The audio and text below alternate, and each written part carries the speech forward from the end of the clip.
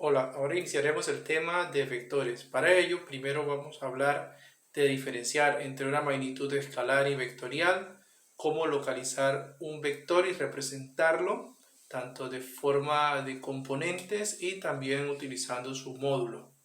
Adicional, vamos a repasar un poco las funciones trigonométricas, ya que ellas nos van a servir muchísimo para el análisis de vectores. Iniciemos.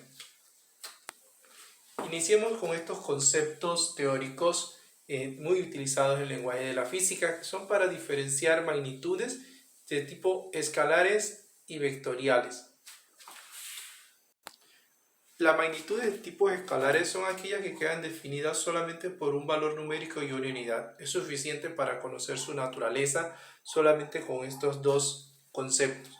Algunos de estos tenemos la distancia, el tiempo, la masa, la temperatura, la energía, etc. Y que ellas pueden ser tratadas a través de un álgebra elemental. En cambio, las magnitudes vectoriales, además de tener una magnitud, que es el valor numérico, y una unidad, deben tener también la dirección y el sentido para poder ser analizadas. Algunos ejemplos que tenemos de ellas son el desplazamiento, la aceleración, el momento y la fuerza. Bien, ahora vamos a aprender a representar un vector. En esta sección vamos a presentar los vectores, porque acuérdate que un vector no es más que una representación gráfica señalada por un segmento orientado en el espacio. Porque recuerda que una magnitud vectorial debe tener magnitud, dirección y sentido. Tenemos que tener claro que los vectores se pueden presentar según sus componentes o según su módulo, pero para ambas formas de representación de vectores debemos recordar antes lo que es un plano cartesiano. Es importante que recordemos sus características. El eje de las X es esta línea que está aquí horizontal. El plano cartesiano es esta cruz.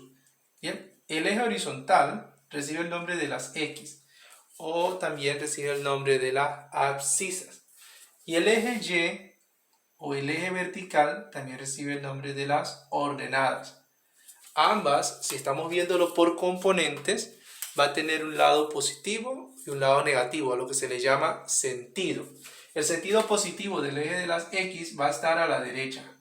El sentido negativo va a estar a la izquierda.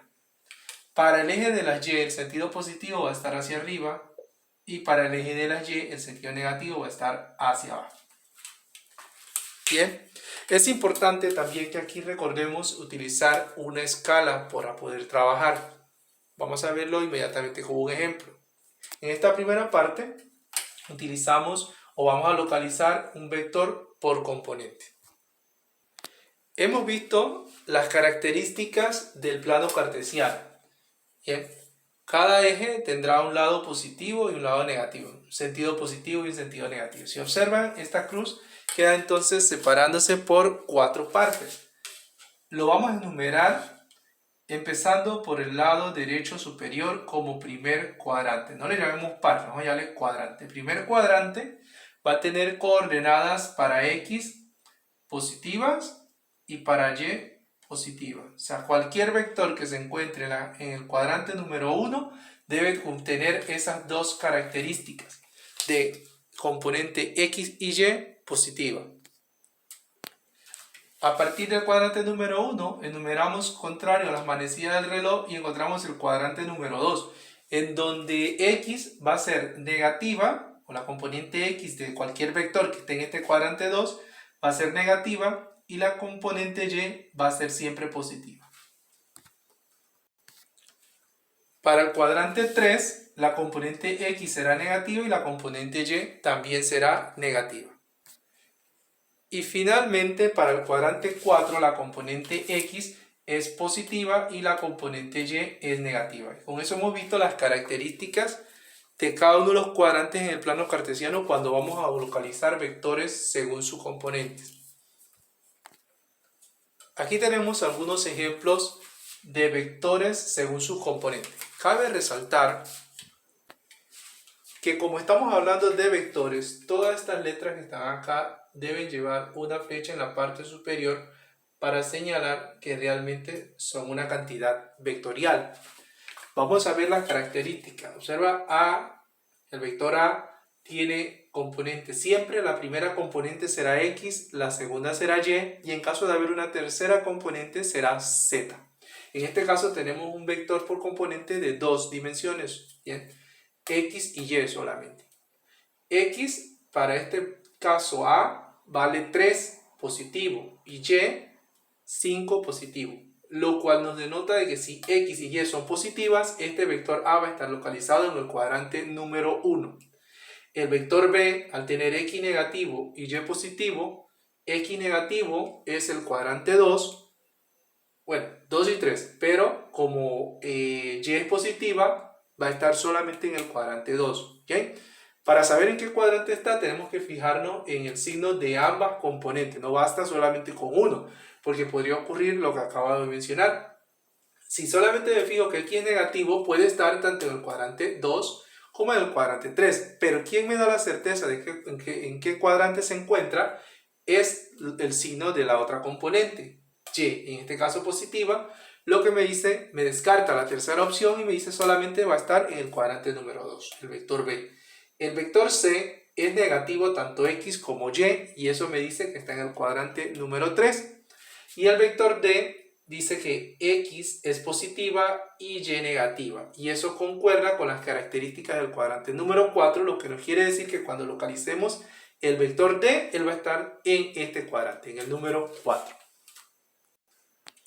Ahora sí, entonces procedamos a localizar nuestros ejemplos en nuestro sistema de referencia. Lo que anteriormente llamamos plano cartesiano, ahora le estamos dando el nombre de sistema de referencia, que suena más físico. Entonces, para ello, colocamos nuestra cruz o colocamos nuestros ejes, el eje horizontal o eje de las X y el eje vertical o eje de la Y. Bien, eso no se tiene que escribir a cada parte aquí que esto es eje X y esto es eje Y. Ya esto debemos irlo conociendo en la medida que vamos trabajando. Entonces, colocamos nuestra escala, aquí una escala simple que es de 1 centímetro, una unidad, todo para representar esto, tanto para el lado positivo como el lado negativo para cada uno de los ejes. Bien, y así hemos hecho esta escala la más sencilla, de 1 en 1, 1 centímetro, una unidad. A la derecha positivos, a la izquierda negativo en el eje X, hacia arriba positivos en el eje Y y hacia abajo negativo en el eje Y. Entonces ahora, ¿cómo localizamos esos puntos? Empecemos con A, 3,5. Hagámoslo muy despacio esta primera vez, ¿ok? Vamos a empezar con A. Tiene 3 positivo, entonces vamos a señalar en el eje X será 3 positivo. Señalo que aquí en X va a valer 3. Ahora en Y dice que vale 5 y positivo, así que entonces voy a buscar aquí el valor 5 en el eje Y positivo y lo señalamos. Ahora voy a trazar unas líneas paralelas desde cada eje al otro eje, por ejemplo. Desde el eje X, donde es 3, vamos a trazar una línea paralela al eje Y. ¿Sí? En este, sí, una línea paralela, discontinua para ver, vamos trazándola así. Y desde el punto que localizamos en el eje Y, trazamos una línea paralela al eje X. ¿Bien? De esta manera. Y observamos que hay un punto de intersección entre esas dos líneas paralelas. Es allí, en ese punto de intersección, donde va a finalizar nuestro vector. Y va a iniciar desde el origen. Bien. Trazamos entonces una línea desde el origen hasta ese punto de intersección. Y al final de esa línea que trazamos, vamos a colocar una cabeza de flecha porque estamos localizando un vector. Y un vector se representa no solamente con el segmento, sino también con esta cabeza de flecha. Y adicional le colocamos el nombre a nuestro vector. Este vector se llama A. Bien, podemos entonces, una vez ya localizado todo eso, borrar las líneas discontinuas para solamente representar nuestro vector. Bien, y así nos quedaría localizado nuestro vector A según esas coordenadas. Vayamos entonces a localizar ahora el vector B, que tiene por coordenada menos 2, 1. Menos 2 en X significa que está hacia la izquierda en la horizontal, y 1 positivo en Y quiere decir que está hacia arriba solamente una cantidad. ¿Bien? Hacemos lo mismo, o nos podemos ayudar también, no solamente de líneas paralelas, como hemos hecho acá, sino también nos podemos ayudar de una escuadra, para hacer un poco más fácil la localización de esta manera. Ponemos la escuadra en cada lado en los puntos localizados, y el vértice de la escuadra, o sea, la punta, nos va a señalar dónde se une, porque va a hacer esto, ¿no? Desde el eje Y, una línea discontinua paralela al eje X, y desde el eje X una línea discontinua paralela al eje Y, y ahí está el punto de intersección. ¿Bien? Así que entonces acá trazamos desde el origen hasta este punto de intersección nuestro segmento. Recuerda que borramos entonces las líneas discontinuas y colocamos nuestra cabeza de flecha para señalar que aquí hemos encontrado nuestro vector, en este caso se llama B. Bien, y lo mismo vamos a hacer para encontrar el vector C y el vector D. Vamos con el vector C, que dice menos 3, menos 2. Menos 3 en X quiere decir que es a la izquierda, señalamos acá. Menos 2 en Y es hacia abajo. Y vamos, entonces trazamos las líneas paralelas. O utilizas tu escuadra, lo que sea más fácil. Trazamos así, una línea paralela desde el eje X hacia Y. Ahora va a ser hacia abajo porque el punto Y es negativo, así que entonces vamos a trazarlo hacia abajo. Y la paralela desde el eje Y al eje X lo vamos a trazar hacia la izquierda porque ese punto X está en esa dirección. Entonces el punto de intersección lo tenemos aquí. Trazamos ahora nuestro vector, que en este caso se llama C, desde el origen hasta ese punto de intersección. Ahí está el segmento.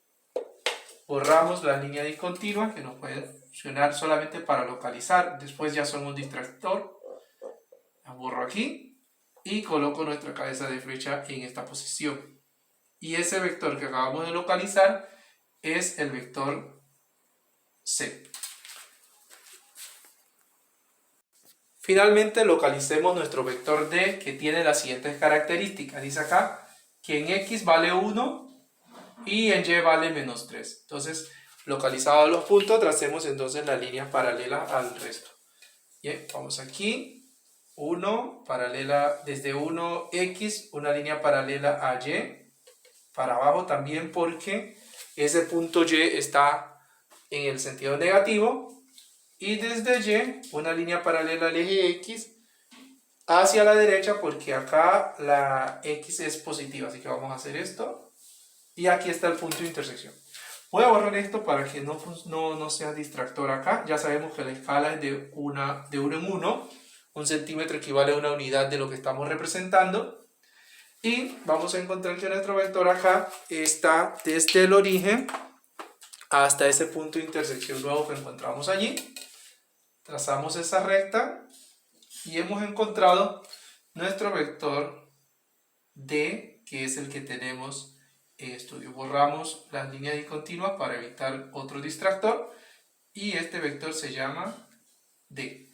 Entonces con eso hemos aprendido a localizar vectores con dos componentes en un plano, en nuestro sistema de referencia, en nuestro plano cartesiano. ¿Okay? Tomando en consideración las características de cada uno de los cuadrantes. Recuerda, son 4 cuadrantes y cada uno de ellos tiene una característica específica. Cuadrante número 1 es el superior derecho y en ese cuadrante número 1 tanto la componente X como la componente Y son positivos. Y luego se enumeran siguiendo lo contrario, las manecillas del reloj. Si existe el cuadrante 1, el que está a la izquierda será el cuadrante izquierda superior, será el cuadrante número 2, donde X, la componente X negativa y la componente Y positiva. Luego continúa el cuadrante número 3, que es el inferior izquierdo, donde X es negativo y Y también es negativo. Y finalmente tenemos el cuadrante número 4, que se encuentra a la derecha, pero abajo, que corresponde a las coordenadas X positivo y Y negativo. O sea, no va a haber error en eso. Cada uno de esos cuadrantes tiene un signo, un sentido, que te va a permitir caracterizarlo.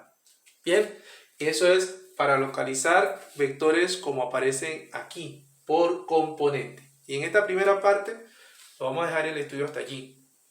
Cómo localizar vectores por componente según en nuestro plano o sistema de referencia.